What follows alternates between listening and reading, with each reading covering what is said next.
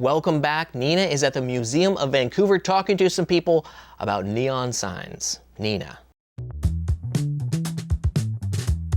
Did you know that Vancouver used to be considered the neon capital of North America? It's true. We're here at the Museum of Vancouver to talk to an expert about how Vancouver's neon shaped the city. Vancouver's unique relationship is that at one point it had more neon signs anywhere in the world outside of Shanghai and China. And by all estimates, we had at least one sign for every 20 residents in the late 1950s. How did Vancouver end up being a neon capital? I think the very simple reason is that we built a city in a rainforest, and there's nothing sexier than neon and rain. Because the color, the reflection off of the buildings, the glow of neon is quite seductive. But at the same time, it's an incredibly efficient light source. It's an incredibly long-lasting light source. I have neon tubes in my collection from the 1930s that still work.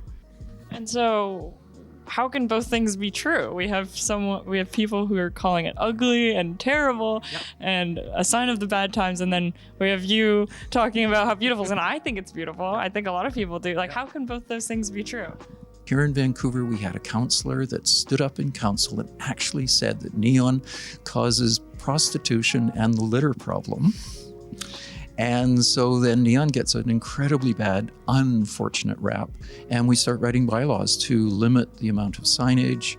But at the same time, it was an anti-urban kind of pitch.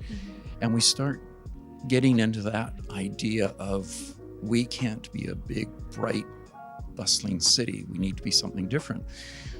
But then everyone's talking about how dead downtown is and the whole meme of no fun city.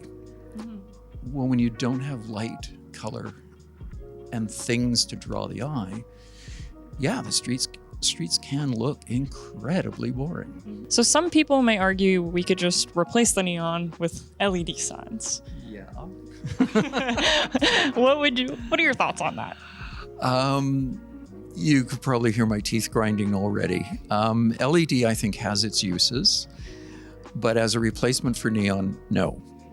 There is something about the quality of light that a neon tube throws off, and that throws is the important aspect, is that there is a glow, a larger glow and a wash on the building, on the sidewalk, etc.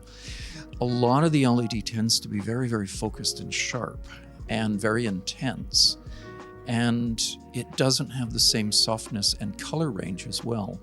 And I've heard arguments that neon is expensive to keep lit. So what? No, neon is, this is the thing that blows me away, is that a neon tube, so we're standing in front of a television set here at the museum, good old fashioned cathode ray tube. So when in the 60s and 70s you had instant on TVs where your TV was just turned off, but just drawing a little bit of power, a 4-foot neon tube drew less power than your television turned off. Neon is one of the most energy efficient light sources ever. And that's why it grew and was used, because it was long lasting, but really, really energy efficient. So what, did big LED come in? Where does this myth come from? I think it's that sort of idea of just sort of a neon tube is hooked up to a transformer and hooked up to the power source, and it looks like it's, it hums and it's alive in a way. And that's the other thing that my neon friends are all about. Neon's alive, LED is dead. But I think there's that sense of, it's attached to stuff, whereas the LED is kind of invisible in terms of its insulation. And do we have any neon workers, like people who can build neon in the city today? We've still got, as the popularity of this and the signage shifts, and we do a lot of now backlit plastic and things like that. And that's where LED works well. Backlighting, signage, and stuff like that can work well. But no, neon, we've got a couple, still Galaxy Signs has got a neon shop. They've worked with the city of Burnaby on the restoration of the Eagle out on Hastings Street. And then Cameron Clow out in Richmond, he runs a small shop. He did all the restoration work on the museum signs that are down in the basement that may show up at the post sometime in that deal. So yeah, no, there are guys out there that really know what they're doing. I don't think we'd ever be able to get back to 1956 with 19,000 signs within the city. But I think just even in the subtle use of window LEDs and color that we're starting to see, I think there's an appetite for that type of thing. And I think we understand that the streets that we like the best are always the ones that have got really interesting signage. Come down to the Museum of Vancouver and step into the glow. Or take a tour around Vancouver and see what neon has survived. This is Street Survey, and I'm Nina Savage.